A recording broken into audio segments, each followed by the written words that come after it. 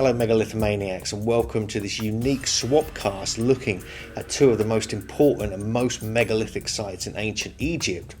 I was invited to join Ben from Uncharted X and the Brothers of the Serpent podcast, and we got together, and in this video podcast we explored the Valley Temple on the Giza plateau and also the Osirion at Abydos in southern Egypt.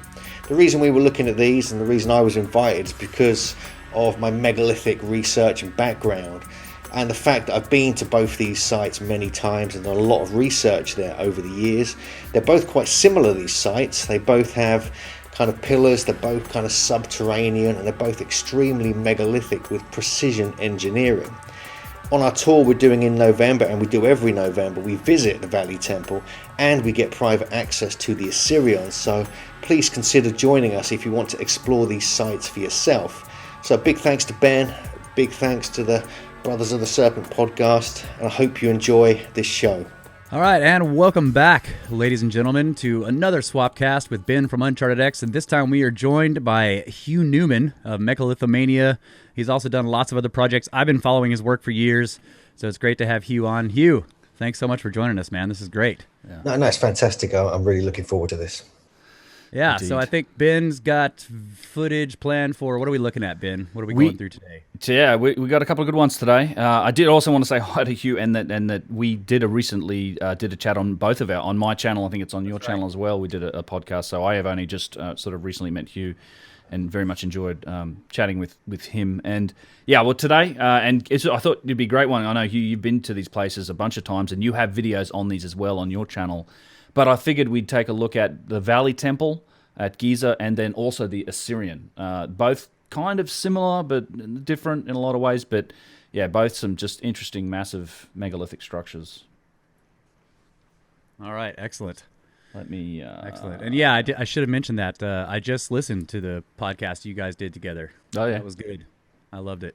So everybody should go check that out for sure. Yeah, I enjoyed it as well. I haven't listened to that one yet. What? Get out of here. Sorry, man. You're fired. I didn't do Catch my up. homework this week. Yeah.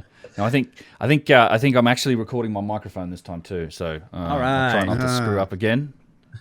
Follow in everyone's footsteps. Make this Pro mistake move. at least once. Yeah. Yeah. Pro move. Record yourself. Yeah. So what are we looking at? We're starting here. This is outside the Valley Temple. Look It at all those is. ancient chairs. Yeah, let me roll the video. In fact, I love this shot too. This is probably one of my favorite shots. I use this one all the time, but it's the panning walk in front of where the Valley Temple sits, which obviously you can probably tell from the background, fairly well-known spot. Yeah. Yeah, this sits right at the end. So this is the structure that's connected to the causeway that runs to the second pyramid. You can see there on the left of the screen. This is the temple that kind of sits at the bottom. Called the Valley Temple because it sort of slopes down, and often pyramid structures have these temples in a valley in front of them. Yeah, real interesting location. Obviously, I mean, I'm sure many people know a lot about this, but it's we'll get in and take a close look at all the different aspects of it, or at least many of them. But as you can tell, kind of the interior core of it's made up of these just gigantic blocks of limestone. Yeah. And they look very heavily weathered, and we'll take a closer look at them and talk more about them as we go. But then the other thing to note is that it was all cased in granite. So all that limestone has been cased in granite. The interior structure is cased in granite. And, at a high level, the other part to mention here is that it's the remnants of what was here. There was quite a bit more to it at some point in the past. So I have a couple of structural questions. Did they flatten the bedrock there? The original builders, when they were putting these blocks there, how did they make that spot? Did they have to flatten things, to make the foundations? I think a lot of it was they kind of like landscaped a lot in this area. I mean, one of the things with this, as we go to the front of the Valley Temple here, in the front of the Sphinx Temple, we actually have that whole area, which you can just see now, was water. There's actually sort of megalithic bridges going over, and so water came up very close to this particular spot. And the interesting thing is about that is that the causeway coming down from the second pyramid, which comes down to the whole Sphinx and Valley Temple, that appears to be I believe that's older. I think quite a few people agree with me on that. That maybe even older, maybe the origin point of the survey of the whole Giza plateau, in effect. Because if you look at the causeway from the Great Pyramid, it goes much further, almost into the local village of Nazareth. And that would have then joined the water much further away. So that suggests that causeway and any temples were there then were built later. And so, because of the water coming in much closer to the Valley Temple, does suggest a possible extreme or older, site or older part of the site. And then when you look at some of these blocks here, we're looking kind of at the part of the Sphinx Temple here, I believe. They are gigantic, and the ones on the outside of the Valley Temple, these limestone blocks, and also the other temple up near the second pyramid. The stones are just ridiculous. I mean, seriously megalithic. We're talking 100-ton, 200-ton estimates in some cases, maybe more. And so, number one, why were they using such big stones? Number two, how do they move them? How do they quarry and move them? And how do you lift them up that high? I mean, it's utterly remarkable. And then it's almost like, from what I've seen there, the granite is almost like being shaped to fit round these ruined limestone blocks, possibly on the outside and inside, like in honor of this earlier temple. So the granite may be later. There's debate about this, and we can talk about this as we go further into the temple. We'll see more examples. But you can see these pieces here, for instance. We're looking at these beautiful kind of curved pieces of granite on the bottom against these huge limestone blocks. And, these curved granite pieces, maybe you know this, Ben, but they thought to be on top, going across the top of the temple outside. Is that because, so it has a granite, it would have had a granite outer and inner of the Valley Temple, and the older limestone mega blocks would have been there earlier, and they kind of built around it. So I find that fascinating. Yeah, there's a bunch of points to make about that. That you're right. I think the granite on the outside, just the location originally. In fact, one of the things that's really interesting about this, because we will come, I don't know if I have footage of this later, but I just wanted to mention while we're out the front here, that, and this is something that John Anthony West reported at one point, was that and this goes to the landscaping and the foundation question, but they did drill down in front of this. So for one, I think they did find there is some constructed stone here. They did find a boat, remnants of a boat they reburied. But the other thing that's interesting, I think they drilled down around 100 feet down here. And there's still at one point, I don't know if I've got it in my footage, but I've got photos of it. There's still like the hole where they did a core drill out the front here, and it went down something like 100 feet, and they found granite, which is, obviously this is a limestone outcropping. So what is granite doing down there, which is kind of the interesting, maybe there's so it lends to the idea that there's possibly structures and things underneath. As there are, and easily 100 feet underneath the causeway, like the Osiris shaft, and obviously the Sphinx is there, and all of that sits. I think there's quite a bit that could be found if we really went looking underneath the causeway and underneath this whole area. One of the things I've come across when I've been researching this is I'm a big fan of Robert Temple. Who's written a book called the Sphinx Mystery and also Egyptian Dawn.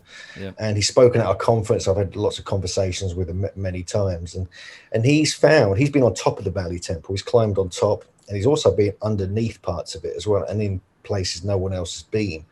And he's found what he thinks are like areas where ropes would go down deep into the ground, and they would. What they were used for is unclear, but he's found a few different spots. That's that. That evidence like conduit thing, right? And there's evidence of like the scraping of the rope on the granite and the limestone, suggesting they were doing something deep in the ground, perhaps building, like you suggested, possible other chambers that have yet to be unearthed.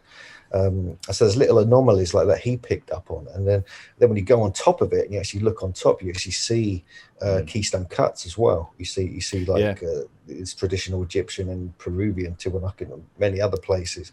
So they were had all these different styles of working, and some of these granite pieces we're looking at here are pretty intense. Look at the beautiful.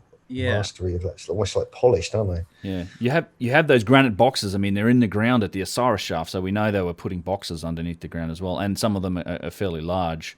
And actually, you mentioned earlier, Hugh, too, that there's a temple that sits up at the actual pyramid complex, up at the foot of kind of the second pyramid, that is as big as this site. And I think I've got a video where we sort of pasted off and did a rough calculation with Yusuf, and yeah, you're talking like 120 ton blocks of limestone, and same sort of massive stuff up near the pyramid. In fact, at the end of this too, I've got a couple other sites that look just like this, and with less granite. I think, these weren't the only locations that the ancients were doing work like this.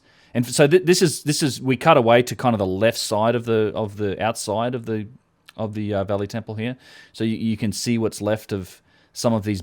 I don't know what to call them, like these curved balustrade almost blocks. And like you said, Hugh, I think these were up the top. But this is some incredible work. I mean, you kind of get an interesting perspective on just the precise nature of the curvature.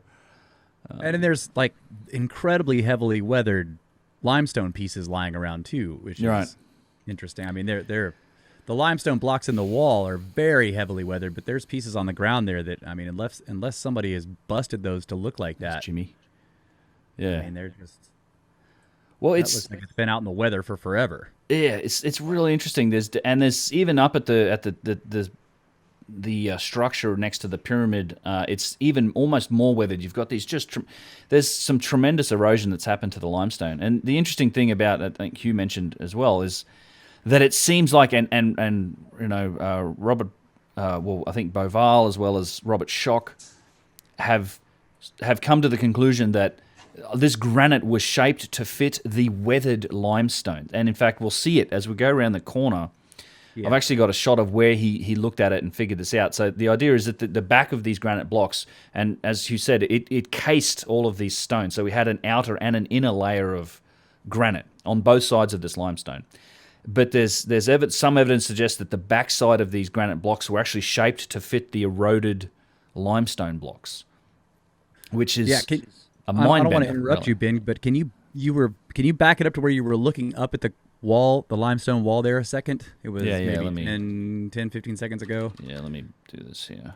There was something I saw there I want to point out. Up here? Keep going. Back. Whoop. Yeah, okay. Yeah, that's it. Okay, Go forward again. You want the backside? I'll pause it here. Yeah, I need to watch there we go. Okay. Yeah, go forward. Let go forward. I know you guys are dealing with a little bit of lag. Yeah, right there. This cutout space or something? Or yeah, what is that? Yeah, look at that. Yeah, I'm not sure. It goes across 2 blocks. It's shape Isn't that almost. a seam right there, or maybe it's not a seam. Maybe it's just part of the limestone. I can't tell. Yeah. Well, one of the things I've noticed with these blocks in this particular temple is what you get a Baalbek as well. In the main temple. They're even though it's limestone, which has got severe weathering, you can't fit like a credit card or a bit of paper between the seams, even in the limestone, not just in the granite, in the limestone. And so, and one of the other things you can start to see it here, and maybe we'll see more when we see more footage, that there's a polygonal aspect to this as well. Oh, yeah. Even the mega limestone blocks. Clearly we see that with the granite when we go inside the temple, but you get that with the huge blocks as well, and they're kind of put together. But it's really hard. You've got to really look carefully and catch it at the right light to kind of actually see the seams and the way they're shaped and the kind of curved inner corners as well. And so there's a lot of detail which you don't, unless you really carefully take a look, you don't see it. And obviously when it was new, however long ago that was, it would have almost been like like the original casing of the Great Pyramid. It would have been like clear, perfect, really almost shiny, in some respects. And that's a good point too, because a lot of the finish in here is quite rough on the outside, and people think it was kind of deliberately done that way. But it's almost like that outer casing layer of the very fine polished stone has fallen off. It's been damaged, or there's an effect on the stone, which is an interesting theory if you consider maybe there's a reason that this structure was cased. And we saw some of the stuff at Karnak where there was an effect to some of the granite. I think this was all very, very shiny and polished and well finished earlier. But it's this, and you can see some little pieces of it here and there on the curved blocks. You can see them. This is the first time Jimmy'd seen it. He was astounded by it. Some of these. I'm astounded by this. I mean, like 40 tons, 50 tons, probably some of these big blocks. Tremendous. Here's that cornering. This is where it Yeah. gets kind of crazy. I mean, just to be able to do that, create that. Even if you're doing that with like Lego size blocks, that'd be quite hard to manage. Yes. But this is kind of crazy. And obviously, we have the comparisons with Peru, Sacsayhuaman, Cusco, and so forth. But here they're kind of mostly kind of flat rather than sort of puffy. But yeah, I mean, just the detail of this. I mean, when I've been there with Youssef Aouian as well, we're still like bewildered. We're still trying to work it out because copper tools, really, to create this kind of accuracy and precision. And I think you'll see here, this is the first part. You can't really tell, but there's a lot of mirroring going on. So on one wall, you get almost a mirrored version on the other wall. And it's not exactly the same every time. They have artistic kind of differences, but it's generally doing that. And this is something you find throughout this particular temple, especially when we get into the main part of the interior. Indeed. And what are the little alcoves? Like I saw a little inset hole on the, I guess on the left wall when you're walking in. Yeah. There's a few of those about actually. I mean, when we get inside, the larger alcoves were where supposedly these statues. These was it diorite statues of Khafre were found, and the larger one was found in the pit. But no one really knows what they're for. I mean, were they acoustic? Were they kind of tuning the temple, or was it actually a ceremonial ritual thing? Would they replace something there? It's really unclear. I mean, the mystery of Egypt, although we're told so much by the Egyptologists of what really was going on and when it was happening, we don't know. A lot of it is guesswork, and we all know that. So, so again, our speculations could be as valid as any academics, Egyptologists. Yeah, it's a giant story that we're all putting together based on the same amount of evidence. I'll just throw this in here while we were going. I just paused it just to show you that it's an example of the finished surface here, the flat worked surface, and how it's different. And this has all been flaked off or fallen off, or somehow either it's damaged or whatever. But I suspect this is what all of the walls were like. But today you just get that rough finish. But I think originally they were flat and smooth, and you can kind of see how it's the difference. Yeah. But yeah, you're right, Hugh. There's people, this tends to be put in textbooks and taught in school as if it's fact these days, and it's very much not the case. We're all, particularly these early parts of history, we have a limited set of information that we're working with, and I think, as you say, the other interpretations I think are just as valid as the mainstream. It seems like an awful lot of work to go in and take off all that polish. So if this is naturally just eroded away off that granite, how long would that process take? It shouldn't. I don't know. These ones here are giant, aren't they? These are absolutely huge. These sloping blocks on the front here. Massive. It's just, I just find it so. And then we start to see the alabaster floor in a moment as well. Yeah, we'll get in. Another mystery. I think I wanted on this trip. This was the footage. This is footage from last year, end of last year, and I was like, we're not going in yet. I wanted to take a look on the right hand side here and a close look. So in this area in front with these floor tiles, I believe is where they drilled. And keep your eye open for like a tube sticking out of the ground, because that's where they did a drill. I feel like I've got it somewhere, but this. It extends further down here, and I think it turns into, I don't know, is this the Sphinx Temple here, or is the Sphinx Temple that small structure that's next to like the left forepaw of the Sphinx, or does this structure kind of flow into the Sphinx Temple? This is the Sphinx Temple and the Valley Temple are kind of directly next to each other. They're like adjoining. Right. But it's thought that the Sphinx Temple is, number one, it's completely encased. Yep. It's mainly, obviously, as you know, it's mainly limestone, and it's been cut out. I mean, basically, it's been almost like cut out, but it has no entrance. It had no original entrance to it, which is odd. Especially, it certainly didn't have an entrance coming in from the area of the Sphinx. So that's strange. So people are questioning what that really means. Also, inside it, you have these huge pillars, almost like megaliths, standing upright, and I think in pairs in some cases. There is granite in there as well. There are elements of granite. I mean, I've never been able to go in there. I've tried a few times, but I've never actually got in. But Robert Temple has, and following his work, he's found all these anomalies with both these temples, really, and the fact that he thinks they could be like separate temples as well, possibly built at different times, even though the limestone is quite similar. Right. This whole area you're looking at here, this is the whole area that would have been probably had some water in it as well. It would have come right up to here. There would have been canals coming in from the Nile, which would have been fairly close when this was supposedly built, like a few thousand BC. But this would have been mostly probably covered in water. Yeah, I'm just zooming in because I believe this here might be where they drilled down and they found granite. This little this is the little prong sticking up. But yeah, as you say, this was probably full of water.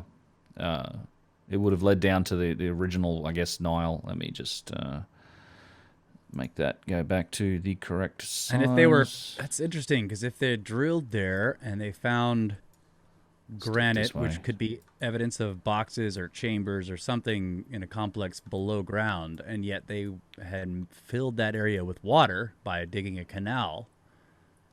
It seems like those underground chambers would also have been filled. I don't know. Possibly, yeah. Because if it's limestone, the water's going to, unless they sealed it somehow, the water's going to seep through. Yeah.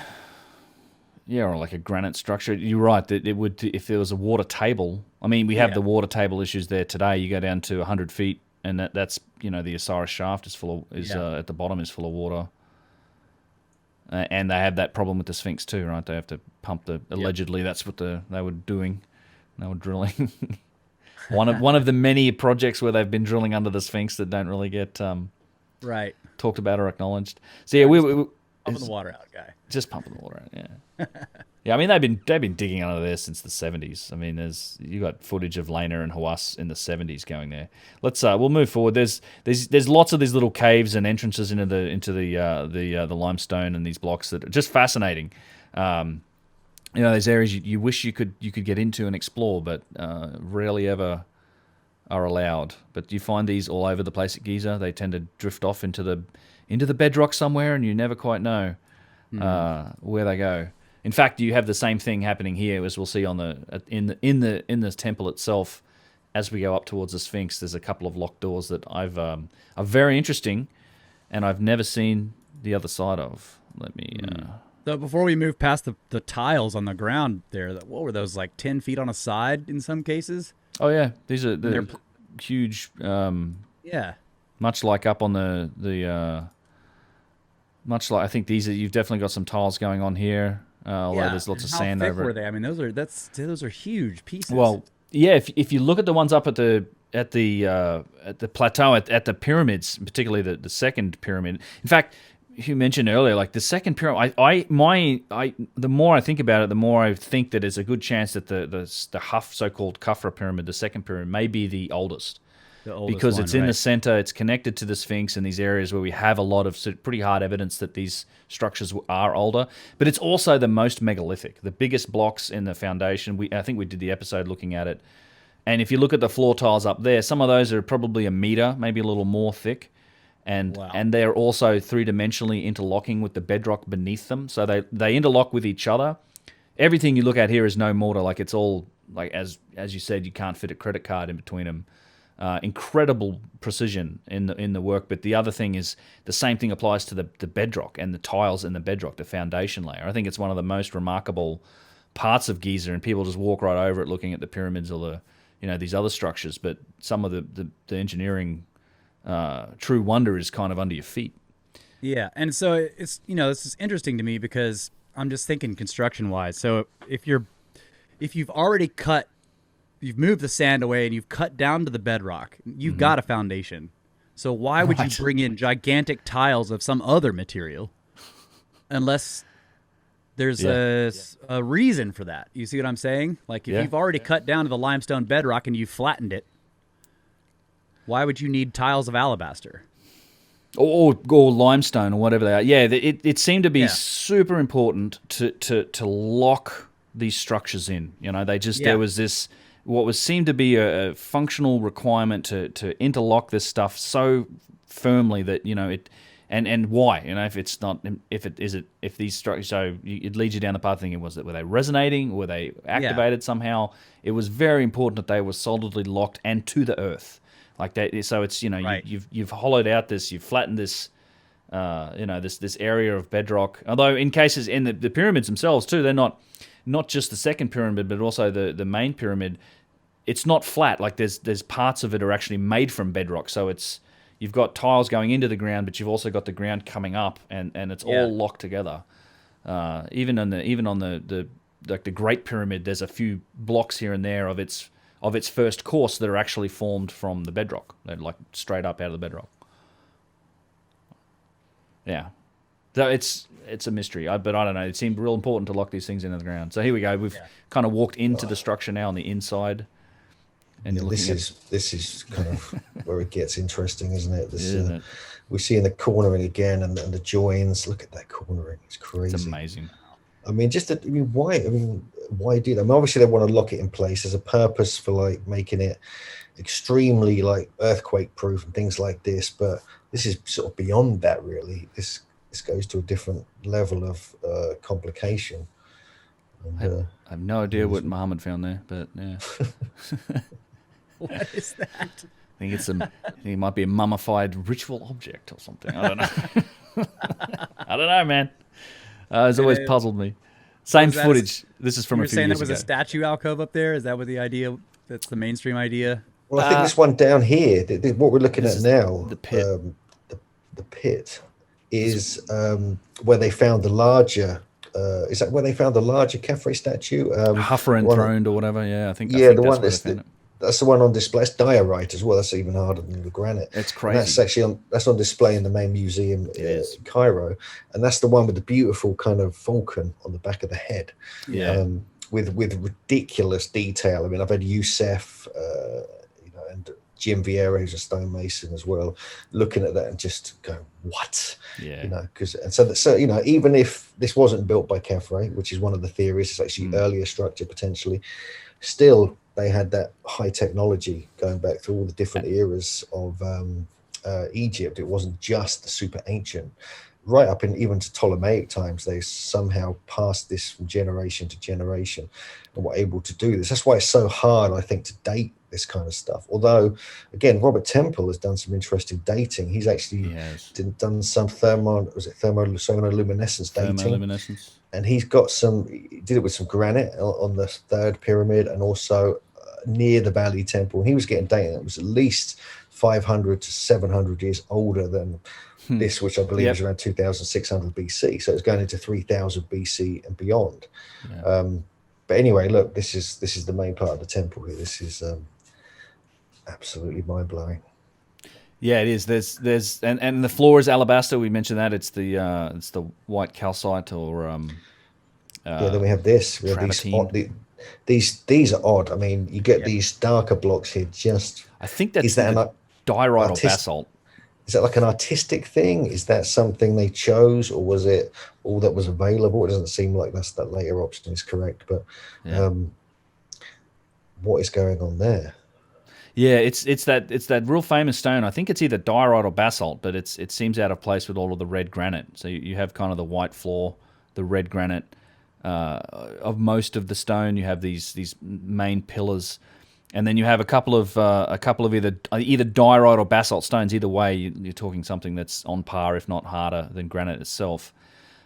You mentioned Khafre enthroned too. Even that statue, which is probably one of the finest works. People have been marveling about that statue. I mean, back when ever since they discovered it, you had stonemasons going, scratching their head, looking at it, going, no idea how to work this material like this. And if you look at, again, take a close look at that in the museum, look at the glyphs on it. The glyphs are clearly handmade and chiseled, as opposed to the statue itself. So, I think there's a strong chance the glyphs came later. Are we seeing the water level here with the roughness of the lower parts of the pillars and then it getting smooth up higher? you do get water. Yeah, there was definitely water in here. Yeah, you can, when you're in there, it's about 3-4 feet high, something like that, and it's the whole place. You can tell it had water in it, and it was controlled. It was moved through, and it's said that, you know, one of the theories is that there were ceremonies in there, going in through the Sphinx, through out the other side of the temple, and all this kind of stuff. All these different things that ancient Egyptians used to get up to, and the alabaster is quite soft. You know, it's not a hard stone or anything. And one suggestion, like, there's lots of different ideas, and I said that was actually added later. That was actually a later kind of reconstruction, but it's not clear. It's not clear if that's correct or not. There are some alabaster blocks in the construction here. When you look in the side doors, which we'll get up to, there's actually some of the wall is made of big alabaster blocks as well. Okay. Yeah. But this construction style looks a lot like the Osirion. Yep. You know, I mean, which has water in it, right? Yes. Yeah. And remember also that there was probably a second level to this as well, and a roof, so it was all covered. But yeah, it's like, it's almost as though they had the same function. I mean, it's got the pillars, the same. It's very similar in more ways than just like the laying of the stone or the type of stone. You know. It is, and I don't think these are the only two places either, because I've got a couple pictures of a site that if you kind of, after we look at this, we'll look at that and see if you can guess which side it is. But it's it's I think that this type of thing, if it was functional, had something to do with water, perhaps this may have been replicated in a few places.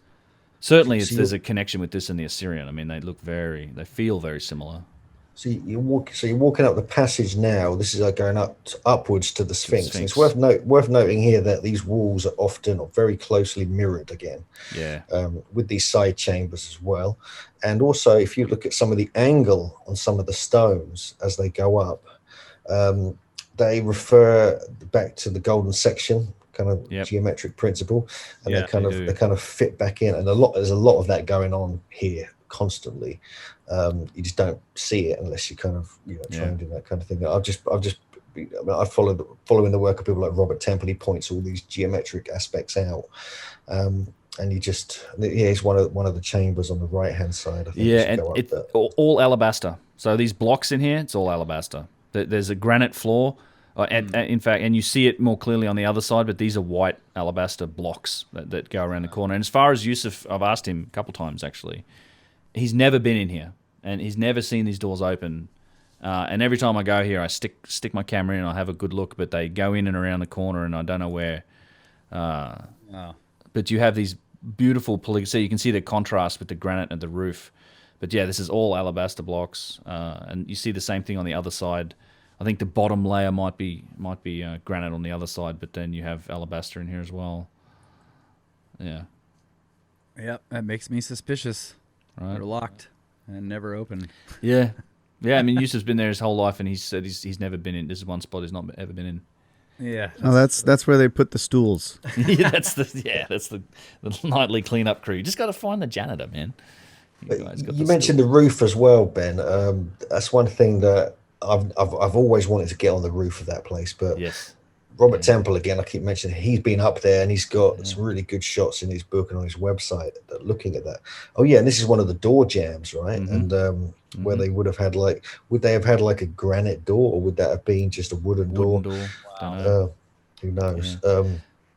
Yeah. But from up on top, it does seem what he thinks there were all these long pillars going over the roof. Yeah. And there were many of them would be closely put together. She couldn't fit a credit card between them, but then there'll be gaps, and then there'll be another section of these. So he believes there was certain light coming in, right? And that may represent maybe an astronomical. They may have been using it as a solar temple to observe shadow effects as they move through the sky around a year. So it would illuminate certain things within the temple and give clues, to the initiates who understood this. So there may have been a shadow. Same with the Great Pyramid, because technically it has 8 sides, and around the equinox, one of the sides you can see one side, one of the faces, half of its shadow, half of its light, just for a few seconds, and it changes. A bit like you get, the same thing at Chichen Itza on the equinox. That's right, with the snake on the side. So I think there's something to do with that, because I find like any of these massive polygonal sites like Saxe-Roman, all these nubs, protrusions and other things, they may have had some astronomical or solar shadow function. I agree. Where they were recording very important times of year. It could have been for agriculture. It could have been for something much more esoteric. It could have been much more cosmic. And even like, you know, they were so obsessed by geometry and mathematics. There may be codes throughout this whole kind of design. You know, every single angle, length, orientation are something more than we realize. And so there's still these different aspects that these brilliant people were building into their sites. There is a lot to it. So yeah. And I'm imagining now, you were talking about, you know, there'd be places where light could come in, and it would, of course, it would move during the day. And if there was water in there too, as like reflecting pools, that would have been really beautiful. You know, like water, like shafts of light coming in, hitting water, and bouncing back up onto ceilings, and I don't know. Keep that thought. Keep chatting. But I just wanted to point this out as we walk up here. This is probably one of the best examples of something that you mentioned earlier. Okay. Look at the left side and the right side walls. Look at the shapes in the walls, and you have that mirror, that matched shapes, kind of the symmetry of the blocks. This isn't random. So look at the left and the right side of the blocks as we walk up here. But I think you're right about the functionality of these buildings and the angle on astronomy and using them as solar temples and marking things with light and cycles. It shows an understanding of cycles, right? I think alignment is a serious clue, and to I think either dating and then also understanding some of the sophistication of the original builders. I still think one of my preferred ideas right now is that the original structure was not designed for people, but designed as some sort of function. You know, I'm not necessarily saying a power plant or whatever, but I like that idea for like the pyramid and this. You know, the fact that it's been flooded. Trying to imagine it having something to do with flowing water. I don't know, some kind of. I don't know if it's power generation or... Yeah, I mean, some form of... who knows, right? I think some of the answers to functionality, like I said, there's functional a bunch of times, lay outside of our perspective. Of some kind. But yeah, I think you're right. I think originally some function was attached to these things. These Korean girls. And then you know, it's easy to imagine people coming later and it becoming something more for people, right? Like religious ideas or ceremonies being built around these sites, honoring the old ones. That's right. Yeah, I think you have a mix. To me, my picture of it is something along the lines of there's a mix of functional and then what's clearly representational and ceremonial or artwork. I mean, the statues are like that. Like there's a representation of that culture that is embodied in statues, which I think are also older than the dynastic Egyptian civilization. But I think what we know as a dynastic Egyptian civilization, starting in that Old Kingdom, I think had a strong understanding, or they were connected. I mean, that's what they said as well. They said that they were connected to their ancestors. They called themselves a legacy culture. You know, you had the Shemsu Hor, the followers of Horus, and Zep Tepi, and it goes back 40,000 years or whatever. And I think that's a lot of what happened. That they, along the lines, lost the ability to activate or to understand the functionality or use any of that. So these places became ceremonial. They became important and sacred and religious, and they were built on and they were worked up, and the ceremonies and most of the things that we ascribe them as today as being like temples and stuff, I'm sure that's what they were used for. We have evidence of that, but I think in a lot of cases the objects themselves and some of the structures were inherited, and that wasn't their original purpose. In much the same way as today we use them. We now use them as tourist attractions, and we find them sacred, and we all go there. We're inheriting and reusing. I think it's the same. We're just not the first ones to do it. It may be. I mean, one of the things that you mentioned is if we look at the Osirion, which we're going to jump to shortly, it's there's a whole kind of almost like a procession that can be carried out in honor of Osiris there. Yeah. That's one of the purposes. This has all been written about by various different authors, and a similar function may have been the Osiris shaft, also on the Giza plateau, incidentally, which is linked with this because it's on the same causeway. It's just off the same causeway from Middle Pyramid down to the temple here, and they think that may have been, it was certainly, whether that was the original thing, we don't know, but it was certainly potentially used as this sort of resurrection of Osiris ceremony, going down there and doing all these things and put yourself in danger and so forth.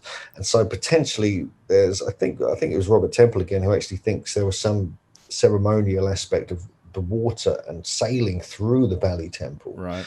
Either to or from the Sphinx, and then back to the second pyramid as part of this process. So it's all, again, this is like, what do we know? I mean, we're just, we're trying to put together the mythology with what we can see before what is available to see now. So it's hard to gauge what's really going on. But with the precision you're finding here, it's so precise. And this goes back to the ancient technology idea that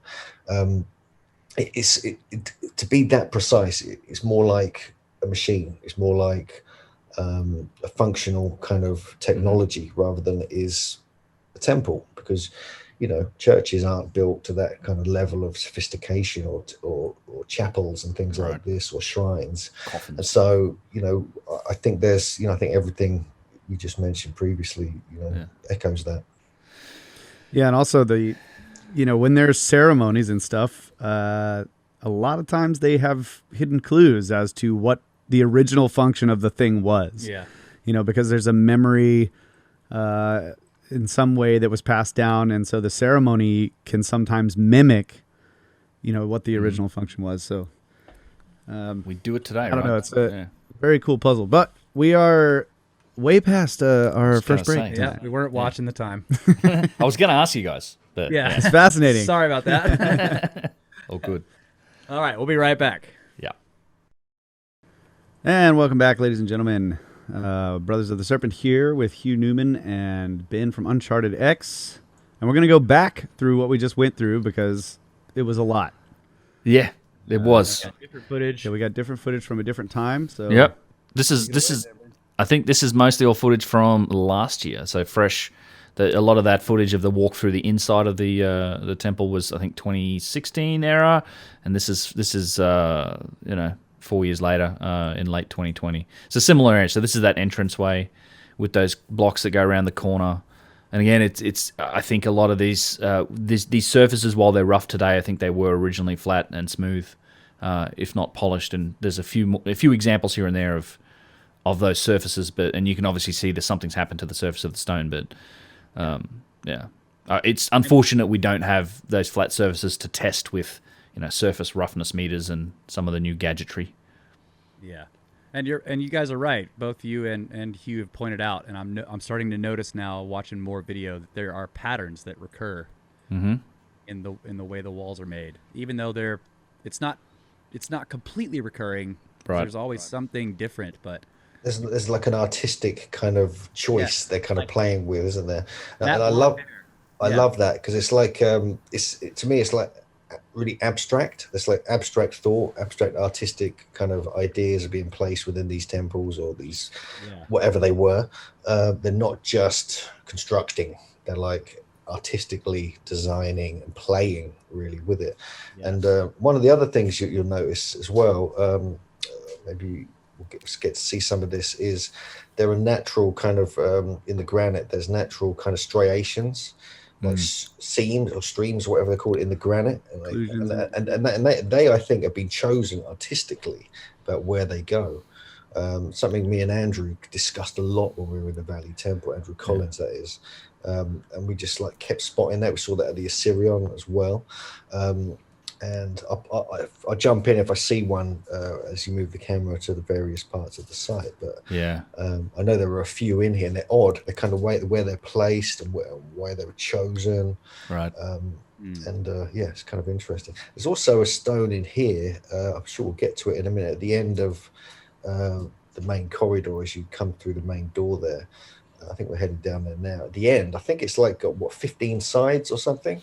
One of the stones. We'll get there. You see one of them streams there, just on that, and you see another one here above the black stone. Above the black stone, yeah, that's a good big occlusion. There's quite a few of those, and they're like really strangely placed. They're not just random. I don't think. I think that was part of the kind of art design.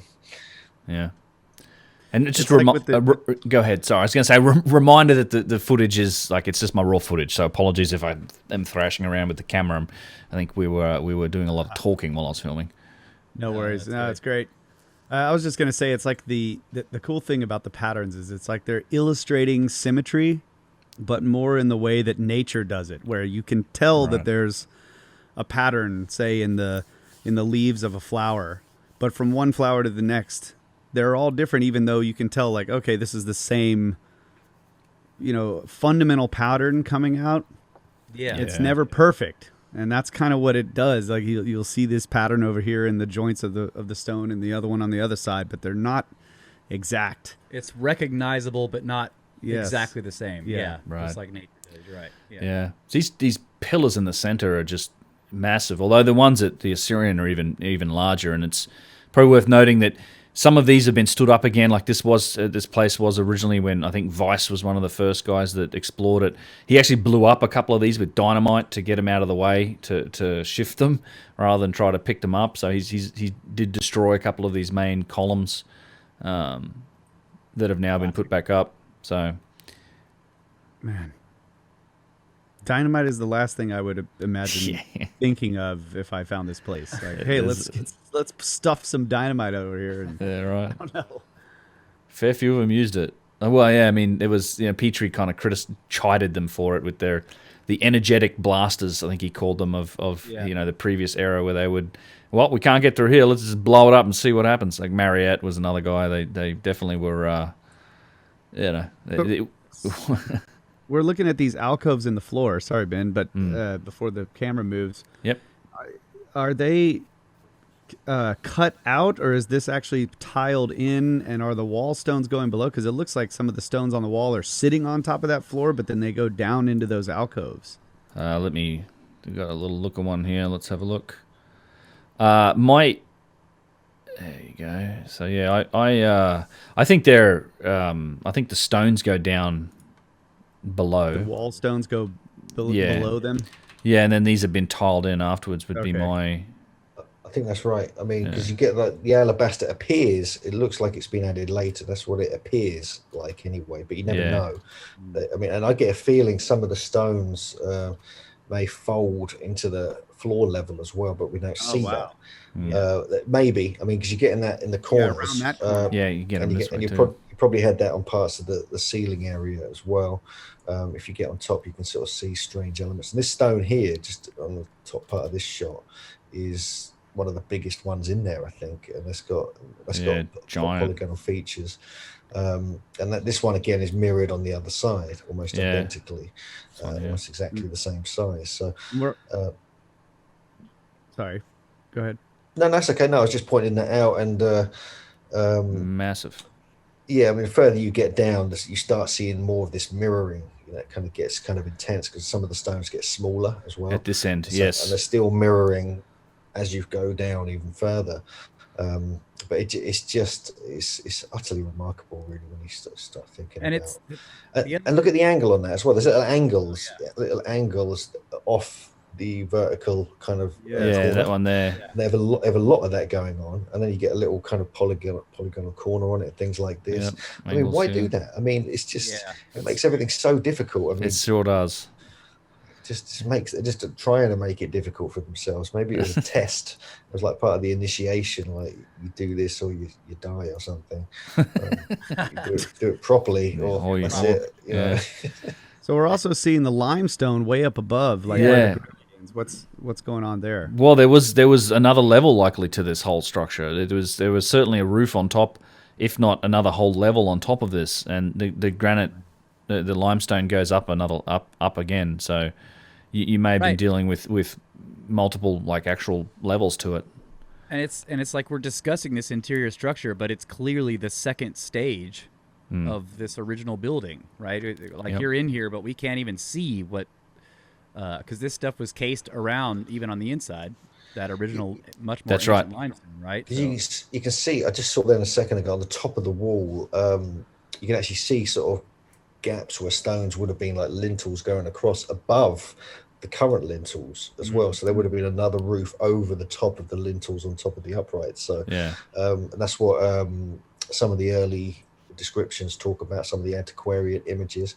And like you said, the giant limestone goes even higher. I mean, it's like the you know, on the outside. So I mean, what was that originally? I mean, what was the structure there originally? I mean, what would that have looked like? You know, that combined with the Sphinx temple next door, it would have been absolutely mind blowing. And how old was it to get this eroded? I'm not like you deliberately, you know, like found pieces of limestone that were eroded and you sort of decided to build it out of that. Like it was pretty clearly made with cut blocks of limestone that have subsequently eroded and then been cased in granite, and then they still attribute the whole damn thing to the fourth dynasty. So it, you know, the very beginnings of dynastic Egyptian culture as we know it, which doesn't make any sense. It's part of the whole contradiction of the Old Kingdom in general. Like you can't, you know, how do you case something that's already ancient in granite, and then the whole thing apparently was all built in the fourth dynasty for one pharaoh?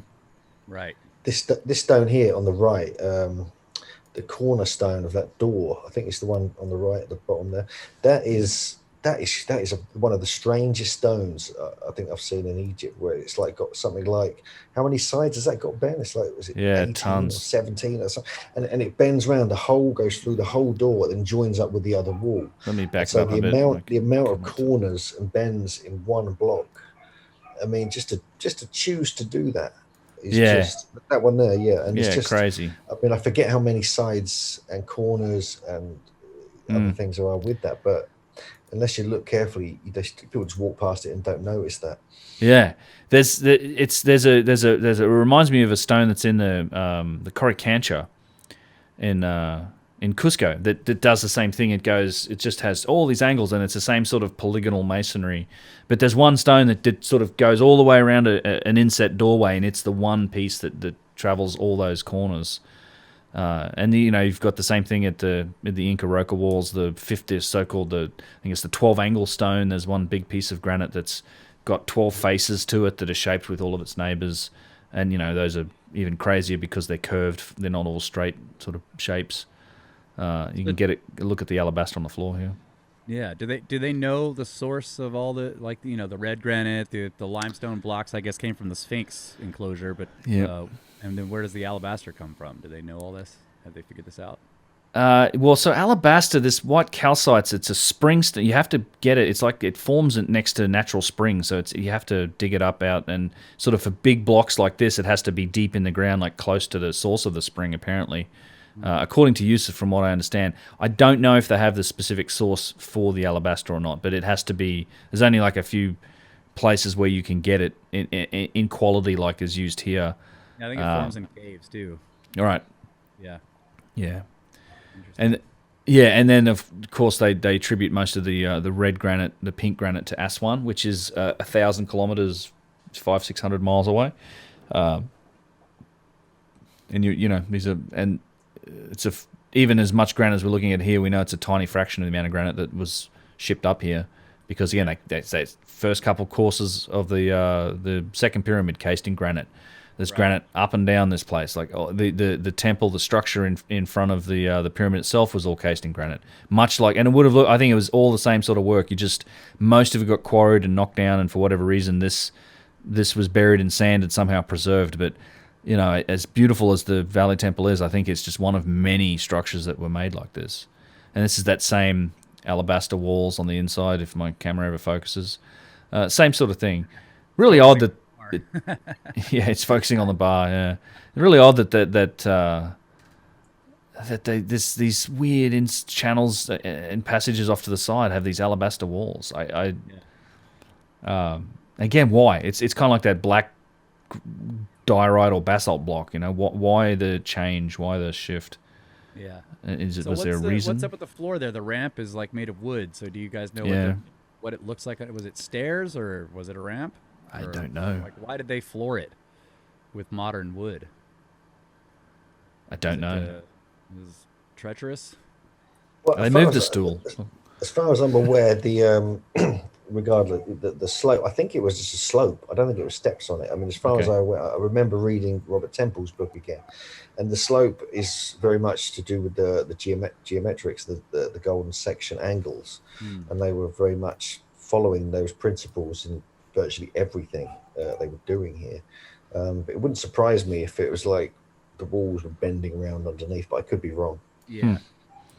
Okay. Wow, just in that real quick shot there, it looked like the hinges were on both sides of that opening. Did you see that? Yeah, I think they are. I believe those holes are in both sides, yes. Like a double door or a locking door, I guess. Right. That's interesting. Yeah. Yeah. So then we pop out and have a look at the Sphinx, which we did see a little of before. But what I wanted to do is maybe we move on to some images here that I have. A couple of pictures, and Hugh, you probably recognize this site or guess, but I think that you're looking at, in this site in question, as we just flip through these, it's another supposed Old Kingdom site. It's one that not that many people get to see. But I think you're just looking at the remnants of something that could have been like this. I think this probably existed on a number of sites and even maybe a number of places at Giza. But, it's another place that has these big limestone blocks, huge lumps of granite laying around, mostly all been quarried, which is the one that I was looking through my pictures and I was like, man, it's just like this is what that temple might look like had it all been just knocked down and quarried and removed in the same way that so many other sites have had, and that maybe if it wasn't covered in sand and preserved, or at least partially preserved for us to see today, you might see something like this is all you'd have left. So it's a good example of kind of the clues. Like this is a good shot of it here.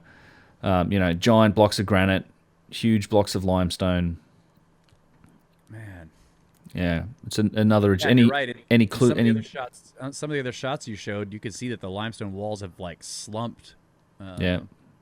Yeah. Wow. Any guesses?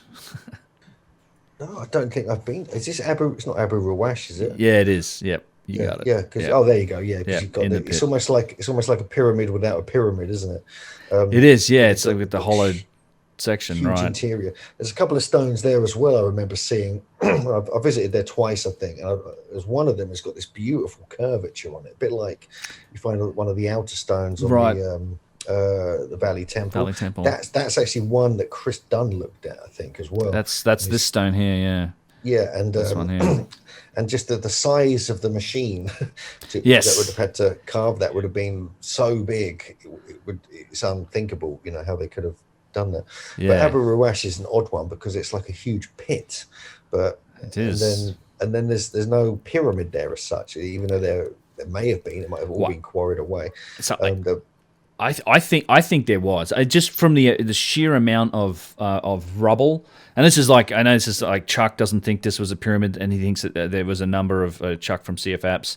There was a number of sites that weren't, and it definitely bears similarities to Zaywat El Aran. There's other great pits just like it, but when you look at, I think mostly the structure was quarried. I think there was a lot. There's so much. There is the berms of nothing but chip rubble, like.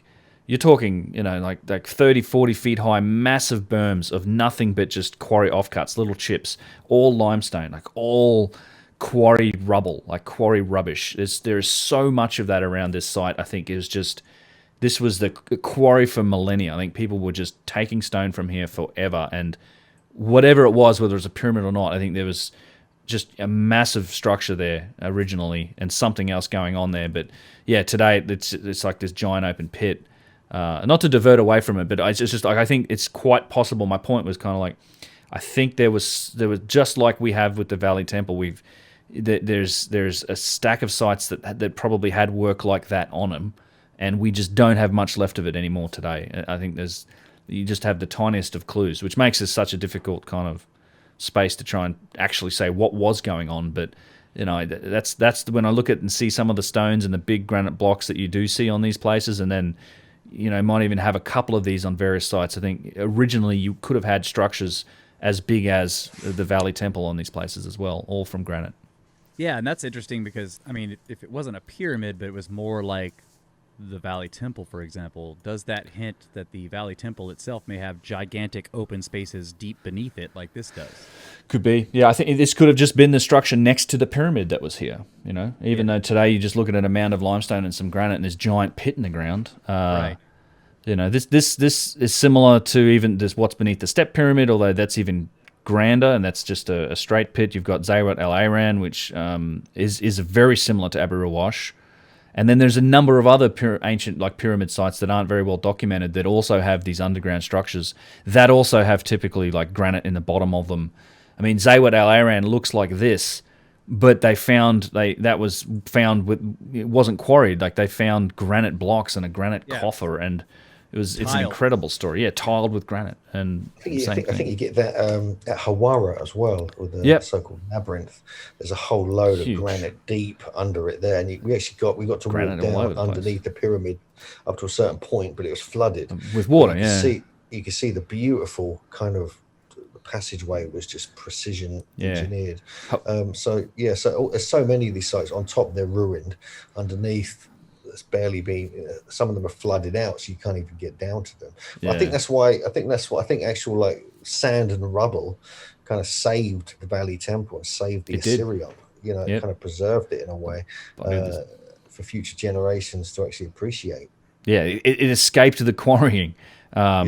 Yeah, and I think you look at, in a lot of cases, not everywhere, like Giza and some of these sites, you have a very complex and I think builder structures on top of the ground. But I think in some places, like Hawara is an example, where you have something more complicated and high-tech sort of underground, that then that whole adobe mud brick pyramid, I think, was probably dynastic. They probably built that over the top of it, much like I think the step pyramid was probably built by the dynastics over the top of something that was pre-existing at Saqqara. But yeah, I mean, Hawara is such an incredible spot. I mean, if you want an interesting story, look up what Petrie wrote about it, and I think it's Hawara. He has a book. He has a couple on Hawara, but when he first found what's down there, there's it's like a 100-ton block of yellow calcite, some yellow crystal. It's almost like a box inside this crystal box room that's beneath it. That's this giant structure. And he could. It was still flooded in his time. He could barely get down and document it.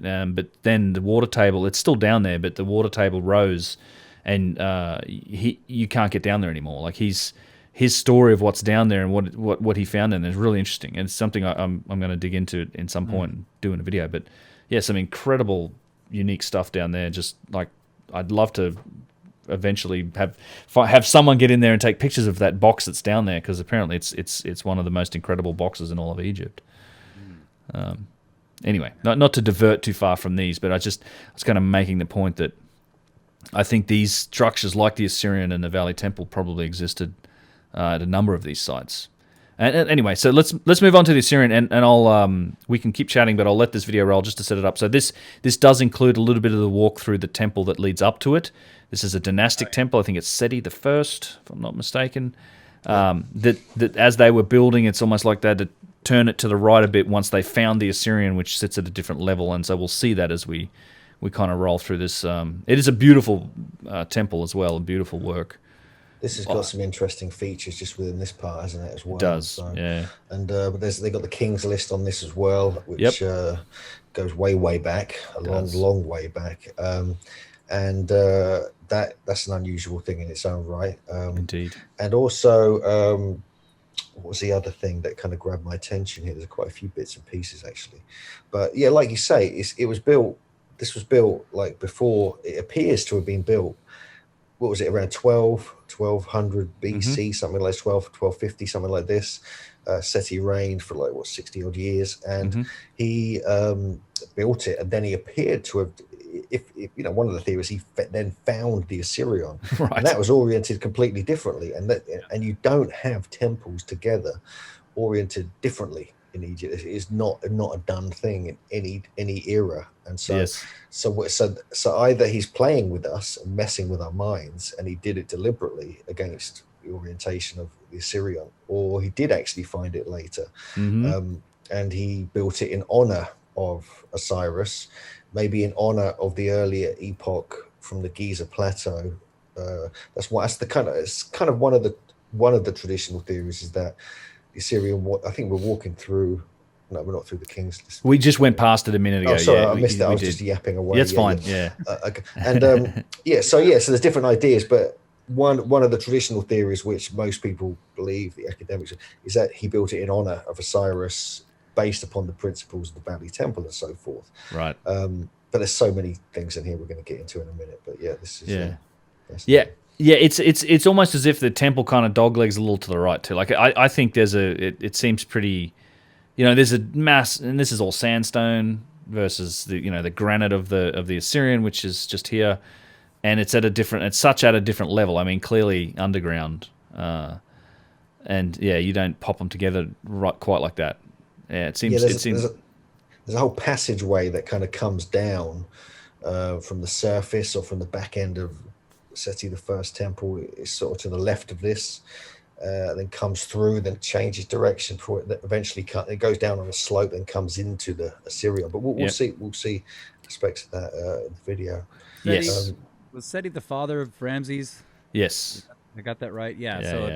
Because I kind of remember reading that he didn't quite finish that temple either, and so Ramses finished it off. Put his name on it. Yep. Yeah, put his name on it. Same thing with Karnak, right? That was Ramses and Seti. Luxor as well.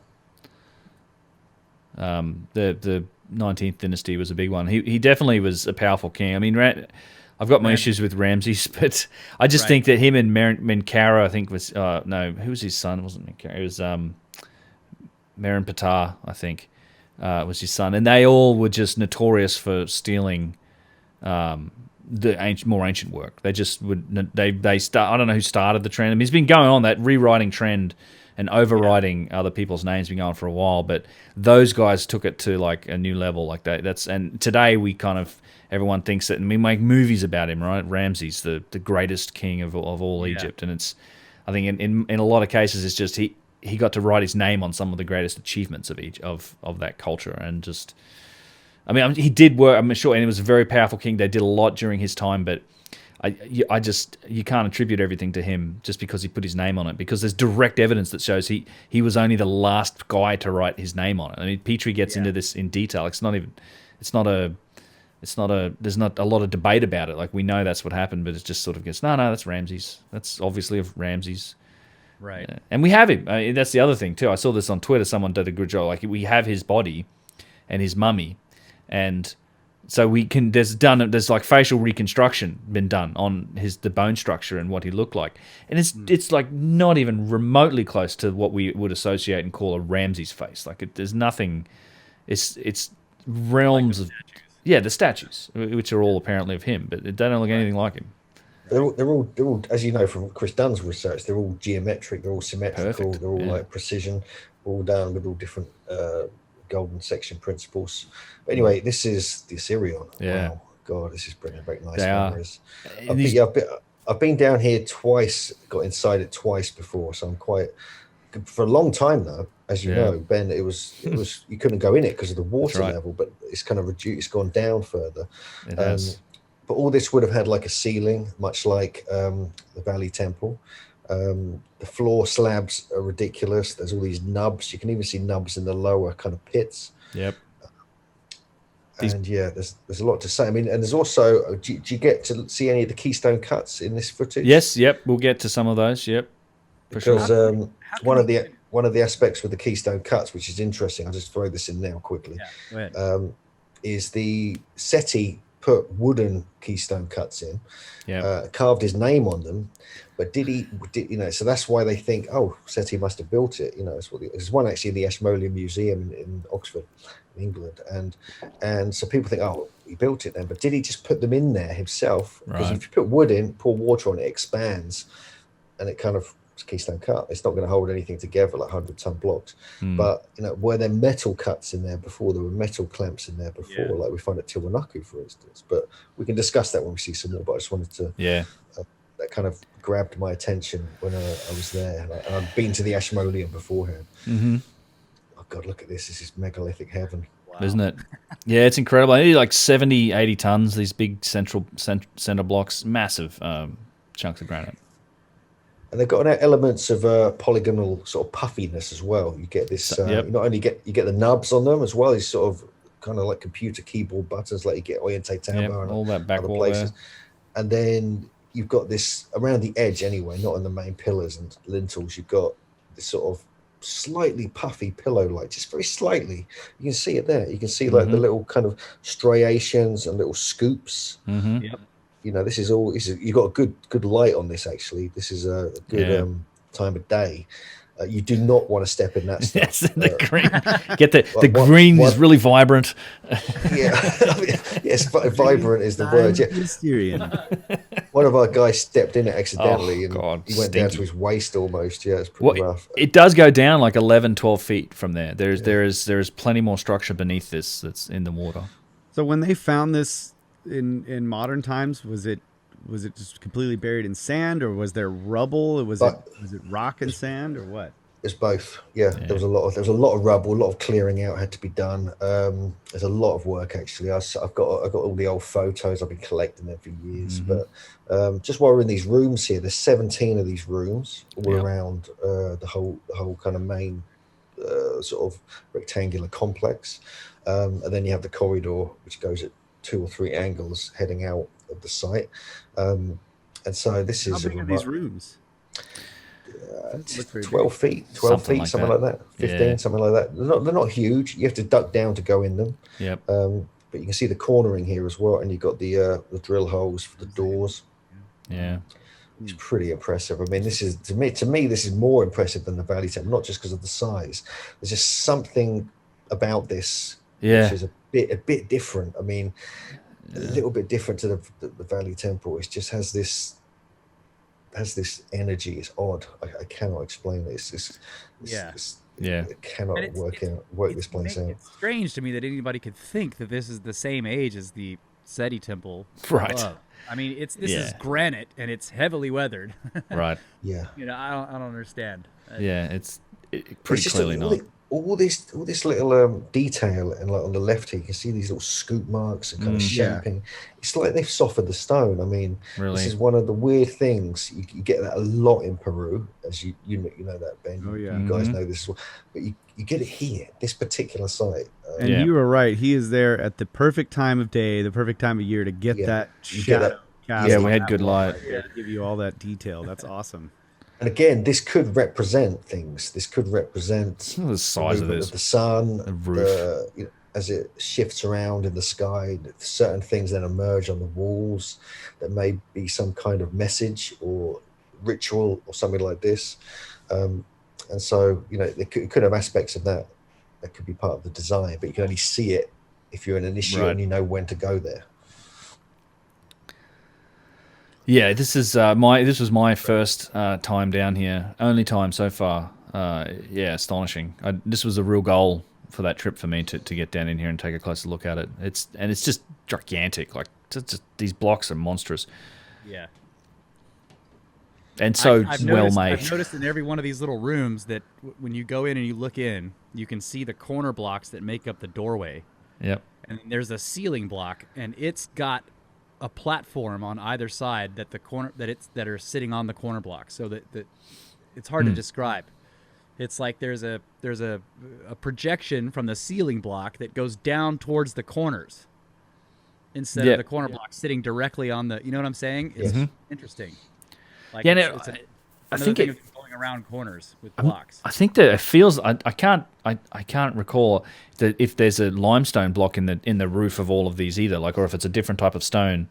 There might be some alabaster in there as well, but there's I think the outer walls, which you don't see so much of. I think they're quartzite.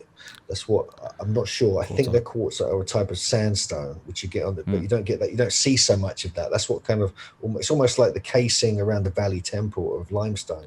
You get, I think, quartzite or sandstone here, but you don't see as much. You see that when I think you go up the tunnel. You see the different types of stone more. Yep, I'm going up there now. I think. Yeah, and but this, I mean, obviously, there's the flower of life in here. We'll get into 9 of them, 9 or 10 of them, which are etched or painted or something on them. People aren't sure even how they got on there. Yep. And they're very high up, some of them. So they must have how they got up there, we don't know. But it's just bizarre. Just on this one side here, there's a couple on this side as well. And here, and up here. And you can, unless you go in the temple, you can only see 2 of them from steps. That's right. You have to go in there to see all 9 or 10 of them. So do you guys think that this structure was originally on a surface, or did they build it down into the ground like this? That's a good question. I mean, I can tell you what I think, and then Ben can jump in maybe. But if it is older, which there's a good case for that, then that may have been the ground level, or it may have been just below ground level. It may have been like the Valley Temple, where they kind of landscaped it and then built it just below ground level, perhaps. It may have been ground level at the time. If this is super ancient, 10, 12,000 years ago, then maybe it was ground level, because the way the sand moves around in this part of the desert, that's certainly possible.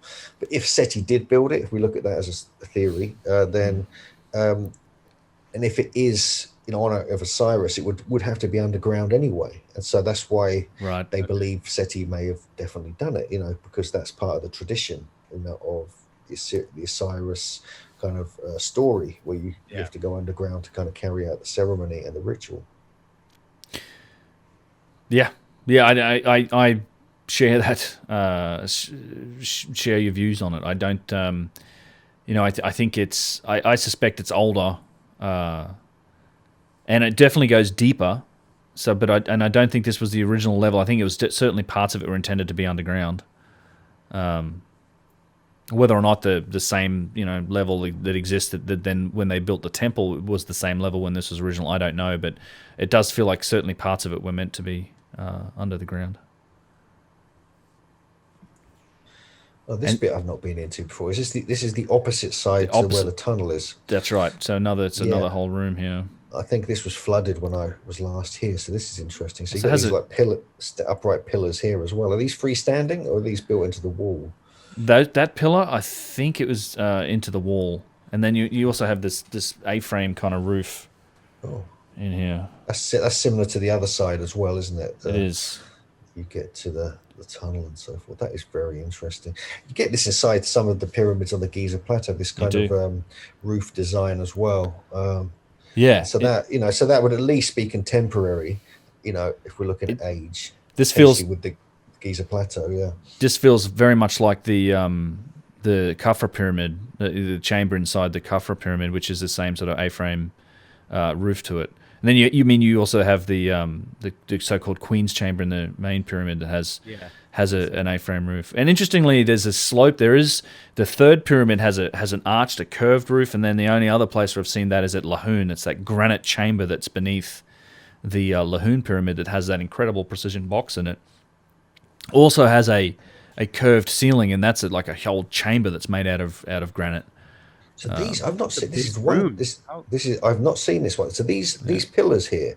What do you? Oh, there you go. Freestanding. Yeah, that one's freestanding. I don't know. Yeah, it's like this. They're evenly spaced along the edge there. If we go back, you actually can see. I think this must have been closed when I was there. I did not see this particular spot. This is fascinating. And that some of the blocks going over the roof at this angle are ridiculously big by the looks of it. Yep. Yeah. Huge. It's quite remarkable. How long would you say this room is? It's pretty big. It looks like it's 40 feet long or something. Something like that. Yeah, that's probably a good, maybe a little longer even. Maybe longer, yeah. Yeah. Yeah, I want to say 20 or 30 meters, so. What is this with this metric crap? What's that? So 70 feet, 60 feet? There you go. It's something else, isn't it? Yeah, this place was cool. Yeah, we're up on time again, guys. All right. We're not paying enough. This video is so good. I figured we'd be up on time in a minute here. All right, I'll pause it here. All right. When we come back from a break. It's fantastic.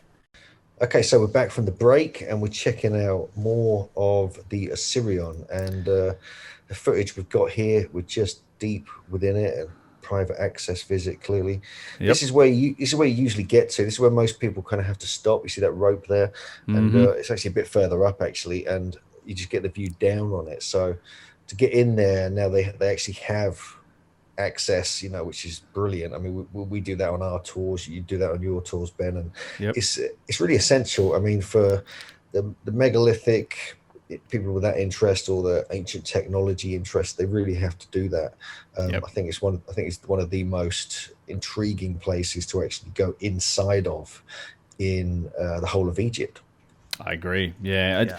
This was my first chance to get down here, and definitely it'll be included on any of the future trips that I do. I think it's, as you say, just essential to get down in here.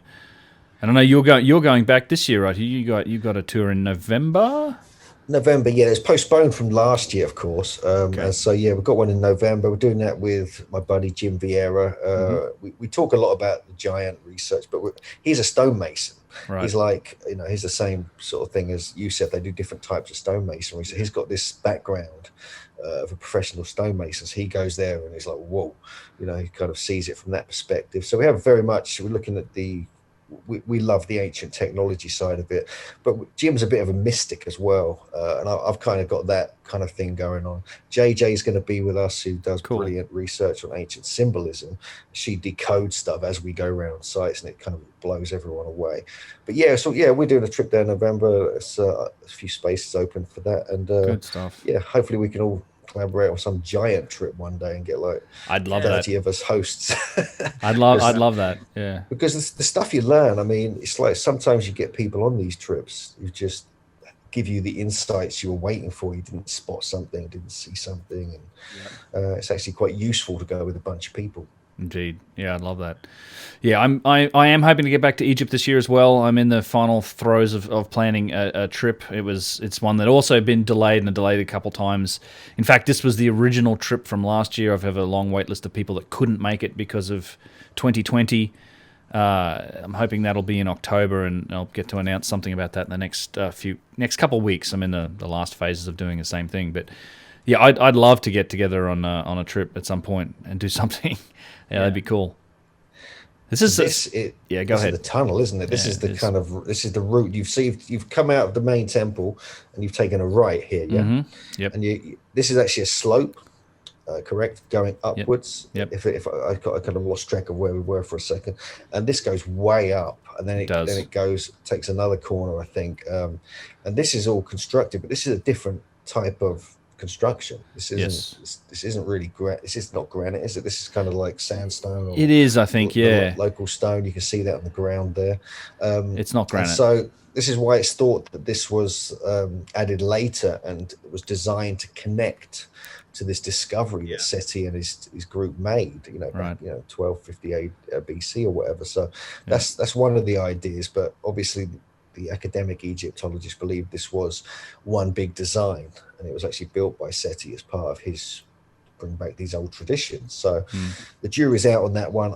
I'm with the old school. I think it's older. I think it's got this different orientation. There's been some research even on the archaeoastronomy of it. There's people like Freddie Silver, who's like an alternative historian.